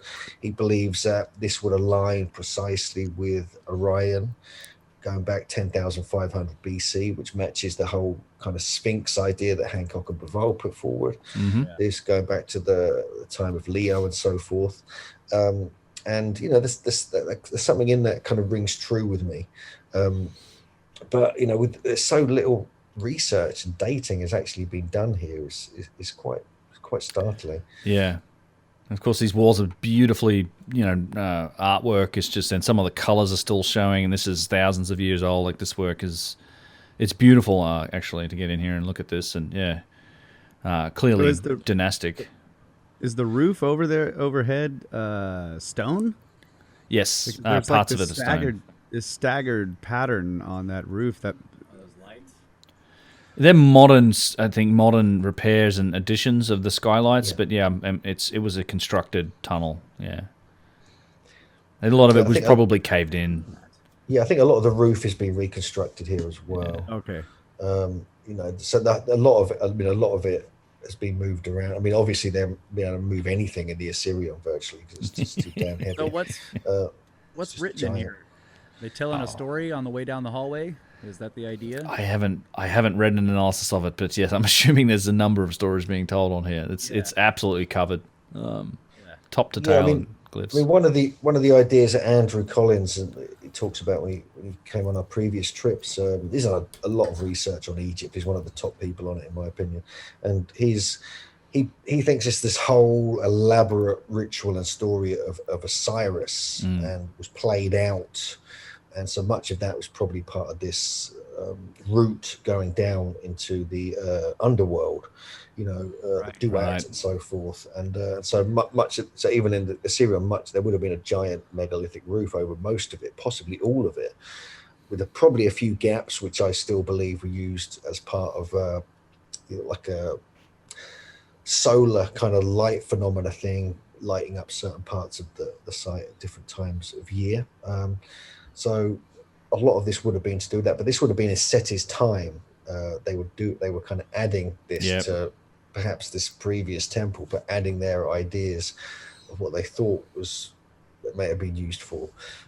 So there's a big mystery here. I mean, it's really unclear. I mean, I've read as much as I can on this. I've talked to some top people on this, academics and alternative researchers, but this is kind of where it all changes just here. This is where you're going back into granite, going back into the Osirion proper here. Yeah, and just the massive granite blocks. This is kind of where the real temple begins. And there's all the rubble on either side too. Yeah, yep. And a lot of it's been quarried. You see a lot of those dashed lines. They're all quarry marks. So this was quarried. Quite a lot of the blocks. I mean, they're still there. The ones that weren't successfully quarried, but yeah, they've been hacking at this for a while as a granite quarry essentially. Yeah. Yeah, I've seen there's holes in the corners of some of these blocks too, where they were trying to. So they're trying to peel pieces of it off. Yep. That scooping pattern that is on the faces of those granite stones. I don't know. I'm definitely looking into the ultrasonic, using vibration to cut through that stuff. I think. Risky leap. I mean, because again, you got this ridiculously obvious Peruvian connection going on. That scooping. Same. It's so obvious. I mean, and like even this is one thing a lot of people don't. Well, I talked about this with Ben in the podcast. It's like even at Stonehenge, there's 2 or 3 stones that have scooping on them. So some of them are really slight scoops. Others are giant ones. That's on a recumbent flat stone on the ground, one of the fallen trilithons. And there's another stone there as well, which even has a nub sticking out of it. This is at Stonehenge. No one knows about this. No one has a clue.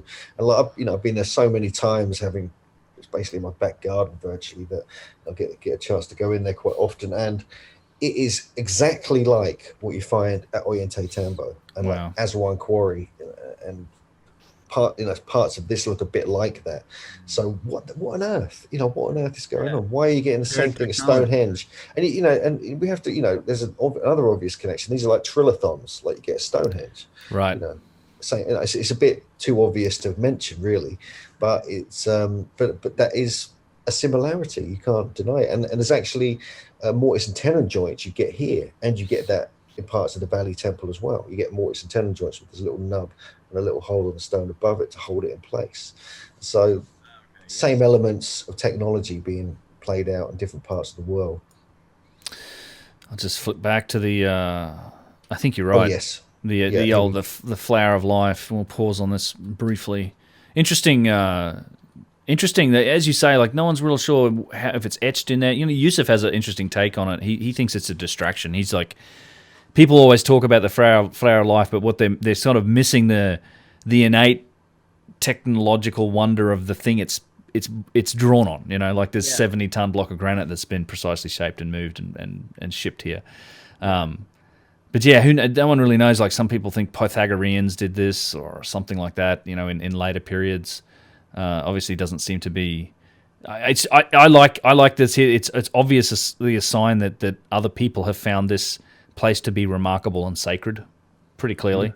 So whatever they did or however they did this, it's an indication that. I mean, this place is pretty profound when you go in it. It's like you just have a brief think about it and you start going, holy crap! How did anyone do this? Yeah. we just as geometry. I mean, I know I've been in there with Youssef. He's kind of sort of not so interested in that. But the flower of life. Oh, it's incredible. Yeah. They're pretty big, and they're really hard. You try drawing that on paper, very difficult, even with a compass and everything, compass and pens and everything. But you do it on a bit of granite, like 15 feet up, etching it into a wall.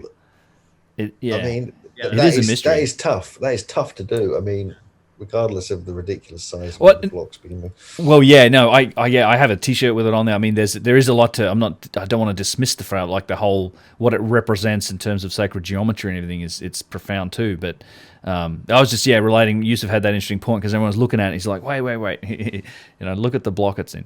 But yeah, it's an interesting. You were dogging on the flower of life, bro. Yeah, I was. Yeah, I did. I shouldn't do it. I'll wear my flower of life T-shirt for the next one. I gave that T-shirt away. No, it's that. No, but it is. Howard. It's the geometry. Is kind of a universal language. Yeah. So it is interesting that would be put there, and I like your point. Is there any on the ceiling? I don't even know. That somebody would look at that and say, okay, this is other people are recognizing that there are geometric principles at work in the structure itself. Does it show up in other Egyptian art anywhere? The flower?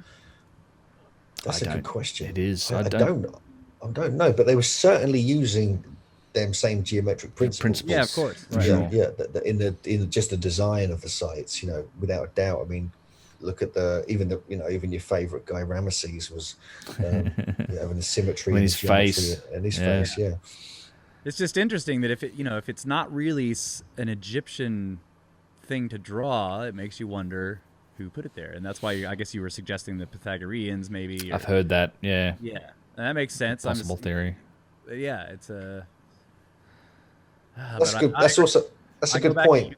Yeah, because there's one thing because that would have been full of rubble when the Pythagoreans and the Ptolemaic people were there. Probably they were probably just sitting on top of the rubble. It could have been, etching it in, so they wouldn't have had to climb up scaffolding, perhaps. So there's floating in a practical canoe. Reason why they're in there. If it was full of water, for sure. Yeah.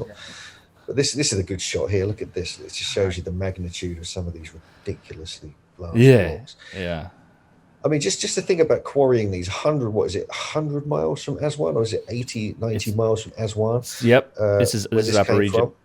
But still. And so you've got to bring that over. You've got to quarry it, bring it over, carve granite into that shape, somehow lower it if it was lowered. It's put into place. Yeah, it's just absolutely remarkable. Then you see these beautiful. And then right there, original blocks. Yeah, they were flattening the wall and stopped. That's the most interesting part of this site to me. Wow.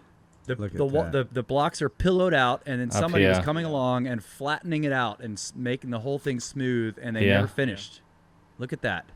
Wow. That is, and you can see where they just stopped work, and the scoop marks are gigantic.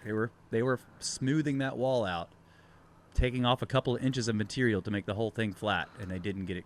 They didn't get it done. There are a couple of places like that. It's very much like the third pyramid to have that same spot that's flat, and then it pillows out around it.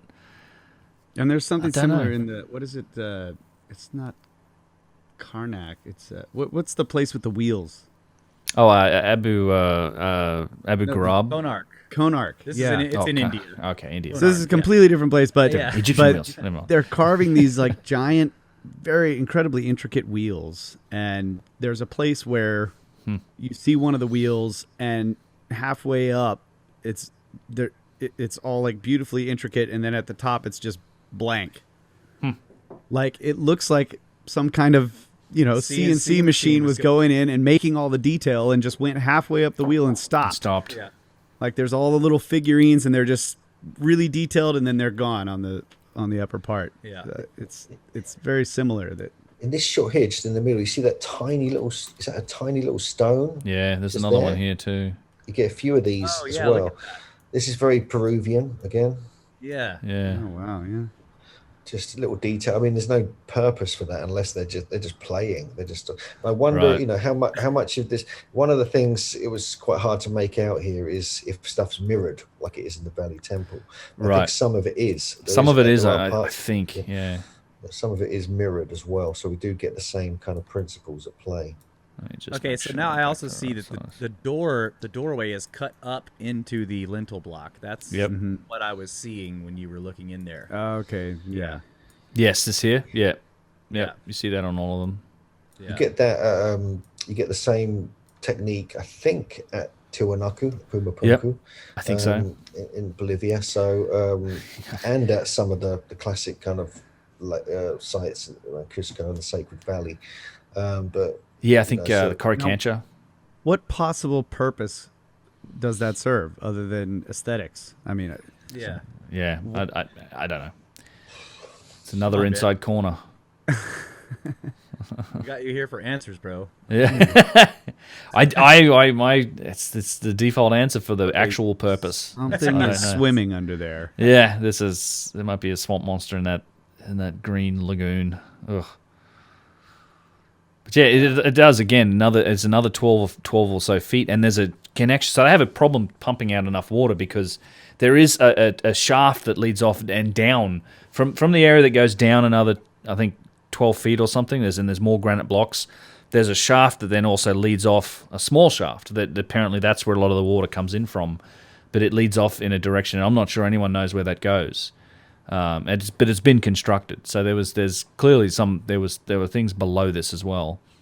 Yeah, and we just don't know. And in fact, I heard the guards when we were there talking about it. They were literally saying that they'd be pumping out the water, but it's a lack of funds at the moment. They just, because of the tourism and everything, they're just like, no one's coughing up enough money just to even get a couple guys in here working with machines to pump out the water. Which is, I'm baffled by. Like, who wouldn't want to do that investigation? Like. Or even just, I don't know. All right, let's go get a job, guys. Yeah. I mean, just pitch one of these universities, guys that have the partnerships with the Council of Antiquities. Yeah. I don't understand it. It's just what frustrates me the most about this stuff is I don't understand why there isn't more effort done in tackling this and using things like laser scanners, like proper high definition ones, and all of the surface roughness tests. More investigation into how these could have been made, like the construction methodology. That never seems to be the focus of the authorized institutional sort of driven investigations. And it's just, why is it down to the tourists and the groups that are in like this that come along with iPhones and with the LiDAR scanners, and that's the only time that sort of thing ever happens. I just feel like it's the tools we have today are non-invasive. They won't hurt anything, and they could shed a lot of light on this stuff. And I think there's a lot of institutions that have the access to these sites and the partnerships to research them. I don't know why they're not doing it. That's the thing. I get that a lot. That it's like going back to the time of Flinders Petrie and later with Chris Dunn. That they've tried to reconstruct like a smaller version of the pyramid. People have failed miserably trying to do it. They've never even tried to reconstruct the Osirion or the Valley Temple or anything like this because they know they can't do it. But one of the things Petrie kept coming up with, which is what Chris Dunn commented on, and I've kind of been looking at Petrie stuff over the years, is that as technology developed during the 19th and 20th century, it suddenly became clear how they may have been able to do things like the core drills, for instance, because there was a time when they were discovering these core drills before that had even been invented in modern times. And as technology moves on in our era, it almost parallels what they were capable of back then. And so we're going to reach a point, not too far maybe in the future, where suddenly we know how they did it because our technology can actually match that. That's right. And so it may have been like magic, to the people who didn't understand it, the non-initiated. But so what is going on? And so I think we have to wait to see where our technology goes, so then we can understand where they were up to. And I think this is one of the ways you have to look at it. We're not quite there yet. That's exactly what I have the same thought. It's just like I think the answers to we're well and truly advanced in a lot of directions, but our civilization's technology went in a certain direction, and I think we're in some other directions we're only getting started. And I think some of the answers to this stuff may lay in some of those realms that we have yet to fully understand or to properly investigate. And I just think we should be open to that possibility. when we're looking at these sites, because that seems to be a strong possibility when you look into like the construction methodology, the precision, and all these other aspects of this stonework, and that opens up the door to functionality, and purpose. But if we consistently just try and put this stuff in the box of, well, it's copper chisels and flint chisels, and it's all ceremonial, and it's all for rituals and things, and it's all within that box of what we know of this primitive civilization that didn't have this capability, then we'll never get there. But I think that's the technology aspect's one that's just like that. It always drives me insane. And Flinders Petrie understood it. It wasn't until his time that we had enough capability to even put some of this stuff into context to understand that we're looking at a real mystery. That's it's a meta point in all of this. There's a nice keystone cut. That's a good one, yeah. And, yeah, and I agree. I mean, I got a question actually. I mean, do you know if they found any metal in any of these keystone cuts? Because I haven't found anything that if there's that. I mean, I know there's some metal has been found in the Great Pyramid, different alloys and stuff like this. But here, are you aware of anything? Because I've not heard of it. I don't think so. I don't think they've really found much at all. It all would have gotten removed, I imagine. I know there's some keystones, some of these cuts that have that, like the green, in granite, that have the green tinge of what would have been copper, I guess, and so there's some evidence of that. But no, I don't know of any that have been actually found with metal. Like I said earlier, there's that. There's one example, I think, in the Ashmolean with Seti's name carved on it. Right, of wood. But that could have easily been put in and later. And because all the metal had disappeared. But who knows? I mean, and that's one of the ways they kind of dated the Osirion because of one of these wooden keystone kind of clamps. If there are metal keystone clamps, there's still a bunch in there. So. Yeah, stones that are still together. Yeah, some of them are stone. Like there's that. It's almost as if it's like a slid-on hinge, but I don't know if that's exactly what that is. Yeah, that's what that looks like, a tongue and groove connection. Yeah, right there. I'm not convinced it is after taking a closer look at it on this trip, but it's almost like it's been cemented in now or something in modern times. But it's definitely been like quarried. That whole block's been quarried, and there's a similar like cut on top there as well. That's on top of that block, so it's another like some sort of keystone groove. And there could have been another layer on top of there too. I think there was. I want to add to what you guys were saying about these ancient sites, and I think this is the other thing that bothers me about this is it doesn't look like whoever was building them, however long ago it was, they were in mid-work, and it stopped, and they never came back to it. And you see this at Ollanta Tambo. And you see this here. Serapeum. At the Serapeum. Like something happened to people who could do stuff like this. And the all over the world. The obelisk too, the unfinished obelisk, it's the same thing. They're in the middle of working on this monumental, massive stone project using whatever tools, whatever they were using to cut that thing out of there. And they're smoothing the walls down. They're building the blocks. They're moving the blocks into the Serapeum. At Ollanta Tambo, they're moving giant blocks up, down one mountain and up another, and they didn't get to complete the project.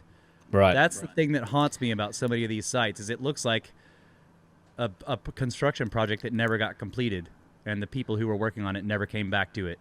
And it implies something happened that was catastrophic, right? Seems to. Yeah. Yeah, I can't argue that. That does seem like some of it seems unfinished, and a little random. But I also don't know if that's the right conclusion. I mean, it's just I don't know if that's if there was if that's a part of the perspective that we're looking at it in terms of how we would do it. There's I get the same feeling. Like it definitely like there's boxes in the hallway. There's unfinished boxes. There's the work on the third pyramid here at Ollanta Tambo. It looks like stuff was in motion for sure. Like Ollanta, there's blocks across the river, like they were being pushed. But it does. Something may have happened. I mean, that it does seem to indicate some sort of cataclysm. With some of these walls and the third pyramid and things, I don't know. Like with the finishing parts, it's just I can't tell if that's it's certainly intentional or not. I mean, it definitely seems like we're halfway through it, or they started it, and then it's just tools down. So Yeah, and I mean the big obelisk, like if the story that we're told is they're cutting that thing out and they find a flaw, right? Yeah. So they're like, okay, we can't use it. Well, you've cut most of it out of it. You would take some blocks from it, for sure. You would start using it for blocks, right? Yeah. That's what I mean. It's like the same thing at Baalbek. Those blocks that are still in the quarry. Quarry. They're like, well, they were too big. Just put them down. No, you would cut that up into smaller blocks. Yeah. that is something I've researched quite a lot. Actually, is the idea of the quarry being the sacred birthplace of the later temple. I've written a few articles about it for all these sites, including Aswan and Baalbek. And one of the ideas is that where you take the stone from, that's like taking it from the mother. That's like taking it from the earth, the Gaia. Yep. And so that is the sacred spot. And then you actually choose where that goes very carefully to be used. And there's often a geodetic principle between where it's quarried and where the site actually finishes up. Like, for instance, Aswan Quarry is, if you draw a line from the center of the Aswan Quarry stone to the center of the Giza, the Great Pyramid on the Giza Plateau, it's 365.4 nautical miles. And that is exactly the amount of days in a year, for instance. We have the same principles with the Bluestone Quarry in Wales, linking with Stonehenge. There's a perfect geodetic 5, 12, 13 Pythagorean triangle linking them up with this small island and Stonehenge and the Bluestone Quarry, and it goes on and on and on. You could like go into all the different sites, and you don't mess with the sacred origin point of the temple. And so this was, you leave that alone. And actually, like in Olmec land, for instance, up at the basalt quarries in the Tuxtla Mountains, there's actually areas where rituals today are still carried out on these particular quarry sites. And so it becomes part of the whole system. And so sometimes leaving something unfinished is like also a signature of the builders, of the kind of godlike builders who are building these things. So there's different, it's just a theory. It's just something I've kind of been looking at over the years, and I keep seeing the same kind of ideas pop up. There's always the biggest stone is left in the quarry. That's one thing that interests me. Like Moai really too, big right? Stones, Baalbek, Aswan, even at Easter Island, you have the largest Moai is unfinished in the quarry. Yep. Potentially at Stonehenge, there's actually 2 quarries. There's 2 types of stone there. So there's something about that. I think the Aswan and the granite quarry is really interesting because some of the granite also came from Elephantine Island as well. Not all of it came, which is the same area as Aswan, obviously, but so it's transported over water, then taken up the Nile and all this kind of stuff. So, there's more. I think there's more to it than just leaving it unfinished. There may be a purpose for it. That still implies a global tradition. It does, and again, it's just a theory. So I think that's fascinating. Yeah, it is actually. But if it's on Easter Island, all these sites, all over the place, you're still like, okay, whoever was doing this has still got the idea. Like the quarry is the mother. You leave the biggest stone there on purpose, and that was happening all over the world. That's a great example here of the same. I was trying to say, like the perspective, like it's we look at it from a work side and a thing, and we're like, it looks unfinished, but from a geodetic perspective, there's significance in some of that stuff from other perspectives, and that's I think understanding perspective is such an important. And it's just working out, like there's always this question mark. It's something that's come up a lot in this today in our talk today is is it unfinished or is it deliberate like that? It's is it an artistic thing that the certain designers or artists or designer, whatever you want to call them, were actually like, this is my thing, this is my signature. I want to leave that bit flat and that bit's going to be puffy next to it. This is something I'm continuing. It's a tradition, of this particular line of initiate builders, that they do, they could be connected worldwide. There could be this tradition, because the people who were building this stuff had secrets. Not everyone knew about this. This was a secret tradition, and it was passed down. It's ended up in the realms of the secret societies and the Freemasons and things like this, because that's their kind of prerogative. And so we don't know the deeper reasons, but it's just it's so mind-blowing when you see all the, because you find so many of this what appears unfinished, and also these unfinished quarries. It's just utterly bizarre, but needs more research. Yeah, you're right. Now that I'm thinking about it, I could see esoteric, like the imperfection is put in there on purpose. Yep. Like that is a tradition that is found in certain, like I know, like I can't remember exactly all the details, but the Arabian rug makers, I think, did this. They would purposefully the masters would purposefully put a flaw somewhere in the tapestry that they were making or whatever, and it's on purpose because they're saying that like I'm not like the gods, the gods are perfect, or at least that's what I was reading that it may mean. I'm not sure if anybody knows, but yeah, the idea of leaving imperfections on purpose is. There you go. Yeah. And the symmetry being not quite right in the temples, like there is some sort of meaning and symbolism and purpose of some form to that stuff. You're right. Natural and raw. Yeah. It's a great. While you were talking about that, my brain went in a completely different direction, but I was thinking about the the magnetic field lines that are in the rock, right? Because like when the rock was formed, the magnetic field was a certain way, and so a bunch of things are aligned within the stone. Mm-hmm. So if they were thinking in this geodetic sense, when they're cutting these rocks out and they're taking them somewhat far away, maybe they mark the stones and they put them all together where those field lines are still flowing together, right? The same. I'd be interested to know. That's a really interesting idea. If this was a tradition, because we typically only do these core samples on things that are debated as to whether or not it was built by ancient people, or it was or it was a natural thing, like with rock wall. And so when they find that all the magnetic field lines are the same, they're like, it's natural. Yeah. But if that was a consideration. There's one place where they've proven that to be the case, actually. This is Avebury in England. Yeah. This is like the largest stone circle in the world. And also Olmec sites, Olmec heads, for instance. Some of them have magnetic hotspots in the temple on the side of the head, or in the belly on some of the later ones in southern Guatemala. This has all been tested and it's researched, put out there. At Avebury, every single stone in Avebury Stone Circle, for instance, there's 99 stones, maybe 100.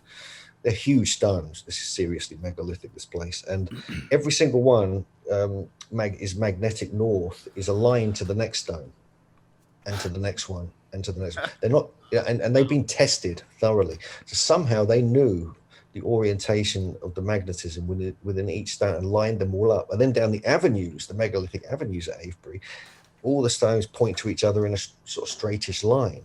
And so that is certainly something going on with that. And I don't know. I mean, I assume that was going on in Egypt. It's just, it makes sense because of the sophistication.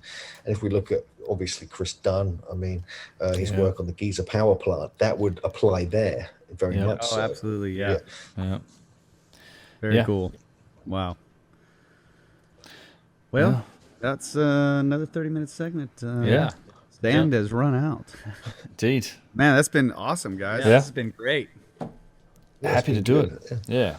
Thanks for joining us, Hugh. It was good I appreciate it. You've just taken me on a little guided tour of a couple of sites I've missed and I really want to get back to. So I'm delighted.